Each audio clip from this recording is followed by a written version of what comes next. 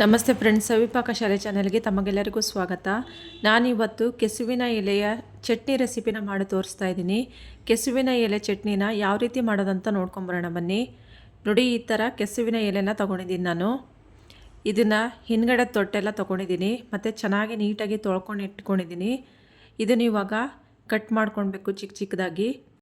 ಈ ಥರ ಸೊಪ್ಪನ್ನೆಲ್ಲ ಒಂದ್ರ ಮೇಲೆ ಒಂದು ಜೋಡಿಸ್ಕೊಂಡು ಚಿಕ್ಕ ಚಿಕ್ಕದಾಗಿ ಕಟ್ ಮಾಡ್ಕೊಳ್ಬೇಕು.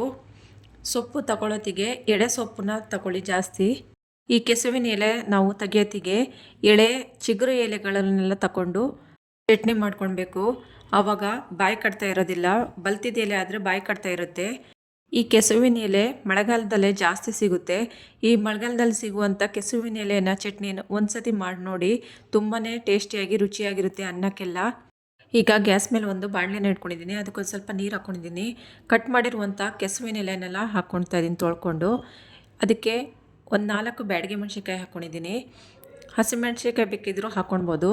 ಹುಣಸೆಹಣ್ಣು ಒಂದು ಸ್ವಲ್ಪ ಹಾಕ್ಕೊಂಡಿದ್ದೀನಿ. ಒಂದು ಈರುಳ್ಳಿ ಕಟ್ ಮಾಡ್ಕೊಂಡು ಹಾಕ್ಕೊಂಡಿದ್ದೀನಿ. ಒಂದು ಗೆಡ್ಡೆ ಬೆಳ್ಳುಳ್ಳಿನ ಬಿಡಿಸ್ಕೊಂಡು ಹಾಕ್ಕೊಂಡಿದ್ದೀನಿ. 3 ಟೊಮೆಟೊನ ಕಟ್ ಮಾಡ್ಕೊಂಡು ಹಾಕ್ಕೊಂಡಿದ್ದೀನಿ. ಜೀರಿಗೆ ಒಂದು ಅರ್ಧ ಟೀ ಸ್ಪೂನಷ್ಟು ಹಾಕ್ಕೊಂಡಿದ್ದೀನಿ. ಹಸಿಕಾಯಿ ತುರಿನ ಒಂದು ಅರ್ಧ ಹೋಳಗಷ್ಟು ತುರ್ಕೊಂಡು ಹಾಕ್ಕೊಂಡಿದ್ದೀನಿ.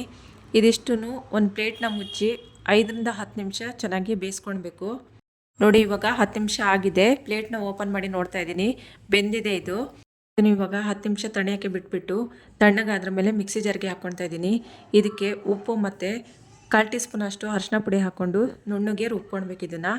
ಇವಾಗ ಇದು ರುಬ್ಕೊಂಡಿದ್ದಾಗಿದೆ. ಇದಕ್ಕೊಂದು ಒಗ್ಗರಣೆ ರೆಡಿ ಮಾಡ್ಕೊಳ್ಳೋಣ. ಇವಾಗ ಒಂದು ಪಾತ್ರೆನ ಇಟ್ಕೊಳ್ತಾ ಇದ್ದೀನಿ. ಅದಕ್ಕೆ 1 ಟೇಬಲ್ ಸ್ಪೂನ್ ಆಗೋಷ್ಟು ಎಣ್ಣೆನ ಹಾಕ್ಕೊಂಡಿದ್ದೀನಿ. ಸಾಸಿವೆ ಒಂದು ಅರ್ಧ ಟೀ ಸ್ಪೂನಷ್ಟು ಹಾಕ್ಕೊಳ್ತಾ ಇದ್ದೀನಿ. ಸಾಸಿವೆ ಚೆನ್ನಾಗಿ ಸಿಡಿತಾ ಇದೆ. ಈಗ ಇದಕ್ಕೆ ಜಜ್ಜಿಟ್ಟಿರುವಂತಹ ಬೆಳ್ಳುಳ್ಳಿನ ಹಾಕ್ಕೊಳ್ತಾ ಇದ್ದೀನಿ. ಬೆಳ್ಳುಳ್ಳಿ ಚೆನ್ನಾಗಿ ಎಣ್ಣೆಯಲ್ಲಿ ಫ್ರೈ ಆದ್ರ ಮೇಲೆ ಈಗ ಅದಕ್ಕೆ ಒಂದು ಅರ್ಧ ಟೀ ಸ್ಪೂನ್ ಆಗುವಷ್ಟು ಜೀರಿಗೆನ ಹಾಕ್ಕೊಳ್ತಾ ಇದ್ದೀನಿ. ಇದಕ್ಕೆ 4 ಒಣಮೆಣಸಿನ್ಕಾಯಿ ಒಗ್ಗರಣೆಗೆ ಹಾಕ್ಕೊಳ್ತಾ ಇದ್ದೀನಿ. ಕರಿಬೇವು ಸೊಪ್ಪು ಒಂದು ಸ್ವಲ್ಪ ಹಾಕ್ಕೊಳ್ತಾ ಇದ್ದೀನಿ.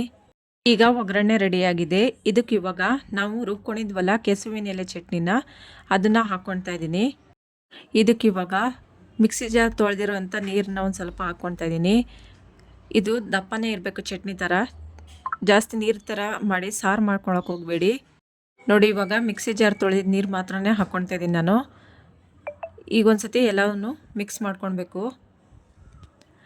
ಈ ಟೈಮ್ನಲ್ಲಿ ಉಪ್ಪೇನಾದರೂ ಕಡಿಮೆ ಇದ್ದರೆ ನೋಡಿಕೊಂಡು ಉಪ್ಪು ಹಾಕ್ಕೊಳ್ಳಿ. ರುಬ್ಕೊಳ್ಳೋತ್ತಿಗೆ ಒಂದು ಸ್ವಲ್ಪ ಉಪ್ಪು ಹಾಕ್ಕೊಂಡಿದ್ದೆ ನಾನು. ಈಗ ಒಂದು ಸ್ವಲ್ಪ ನೋಡ್ಕೊಂಡು ಉಪ್ಪು ಹಾಕ್ಕೊಳ್ಬೇಕು. ಒಂದು ಸತಿ ಕಲಸಿ ಮಿಕ್ಸ್ ಮಾಡಿಕೊಂಡು ಇದನ್ನು ಕುದಿಯೋಕ್ಕೆ ಬಿಟ್ಬಿಡಬೇಕು. ಈ ಕೆಸುವಿನ ಎಲೆ ಸೊಪ್ಪು ಊರ ಕಡೆ ಎಲ್ಲ ಕಡೆನೂ ಸಿಗುತ್ತೆ. ತೋಟಗಳಲ್ಲೆಲ್ಲ ಜಾಸ್ತಿ ಸಿಗುತ್ತಿದ್ದು.